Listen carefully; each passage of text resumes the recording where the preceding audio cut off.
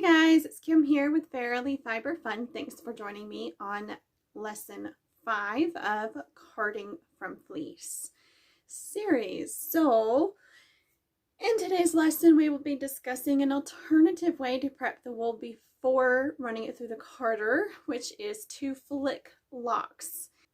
This only works if you maintain lock structure when you scour so that you can pull the locks apart with ease and they are still intact, and then you can flick both ends of them. So in today's lesson, we will be learning how to identify the tip end and the butt end of locks, and we will be discussing why you would want to flick your locks versus just picking them, and what flicking actually does. We will be examining the differences between 3 different fiber types. Clen Forest, which is very heavy in veg matter, a Gulf Coast BFL Cross, which tends to have, this particular one has weak tips that come off easily, and some Cormo to show you that you can do this with ultra fine fibers as well as the medium fibers. So I hope you enjoyed today's little lesson and to learn a lot from it, and I will see you in the next one. Bye!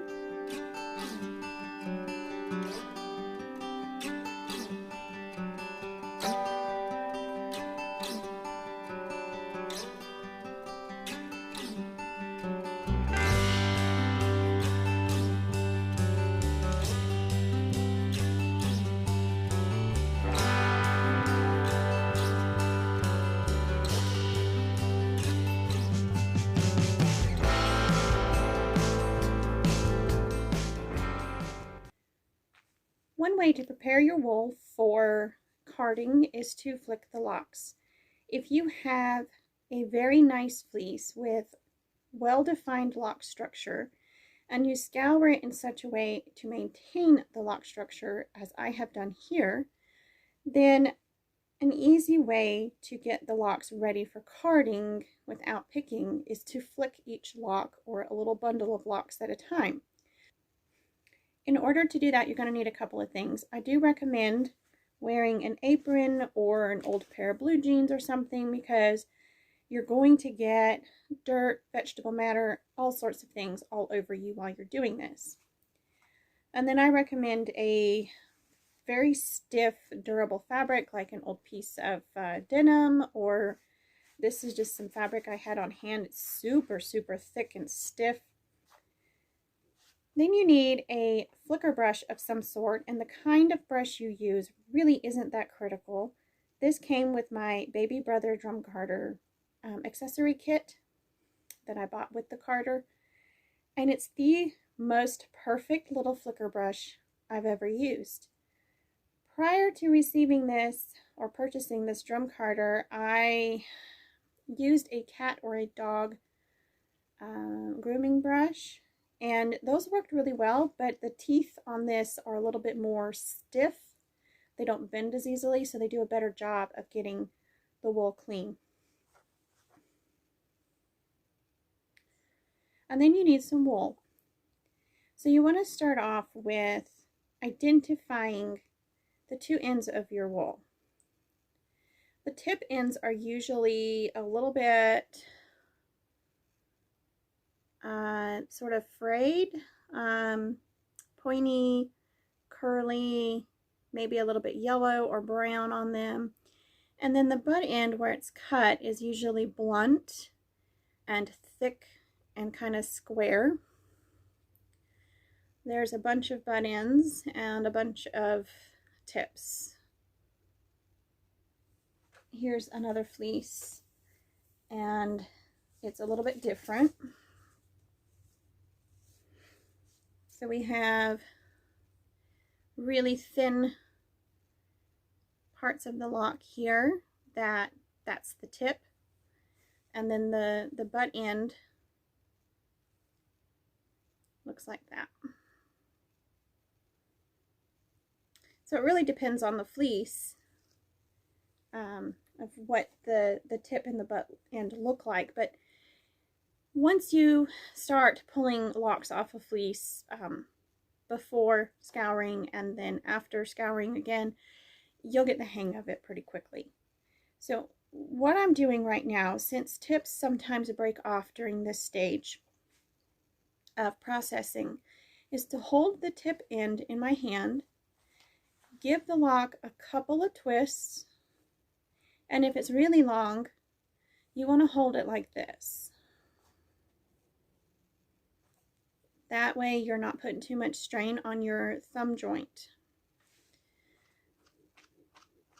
because you're holding it more with your fingers than you are your thumb. And then you're supposed to tap to fluff out the end of the wool before actually brushing. You want to flip it over and do the other side, or just twist it a bit more and do the other side. Once you have the ends open so they're not tangled anymore, then you can actually brush through and pull any veg matter out that is in that part of the fleece. Then you're going to turn it around, and I like to grab close to the butt end, give it a couple of twists, and now give it one more twist. And now I'm ready to flick out the tips. Again, give it a little pat, a few little pats, and then brush. Veg matter just comes right out.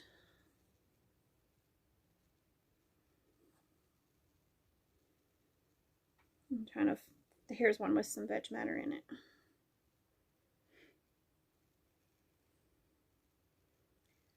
So, some veg matter in this one,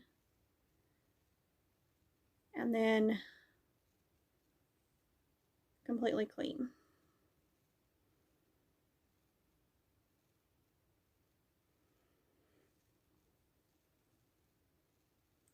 Now I like to have a basket by my feet, so I can just drop these in the basket once they're flicked. But for now, I'm going to use this coffee thing and drop them in there. That way I can hold on to them, since my basket doesn't fit right here right now. And I can set it next to me and literally drop them in there. So identify the tip and the butt of your locks. If there's too many in a clump, pull them apart gently. Hold the tip end, give it a couple of twists, lock it between fingers.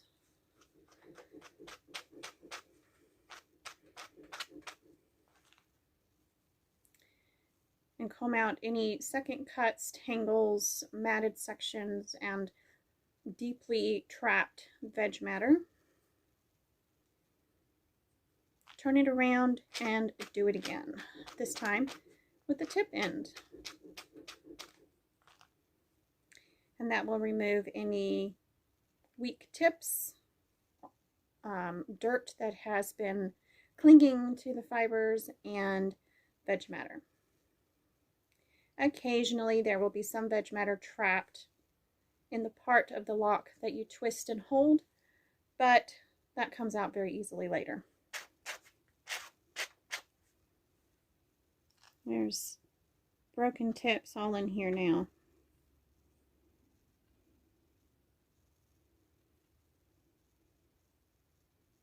And that's stuff you don't want in your spinning.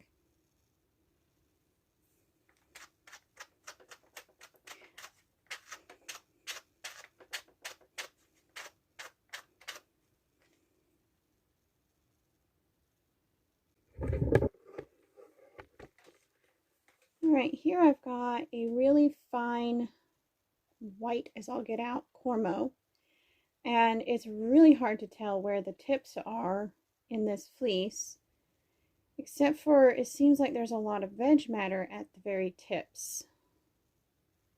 So there's one I could find quite easily,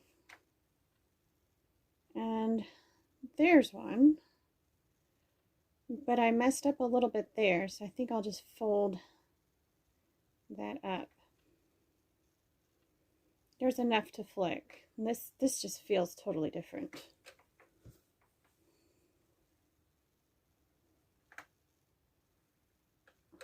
goes in here.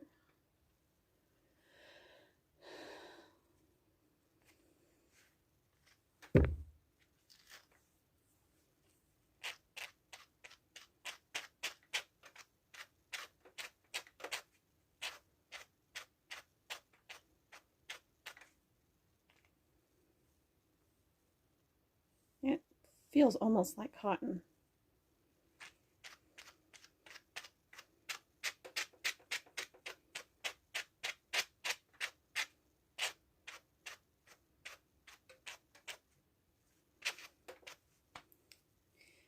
You can flick very long locks, you can flick very short locks.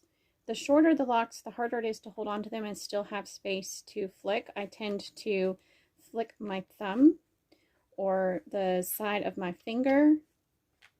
So be careful when you're flicking locks.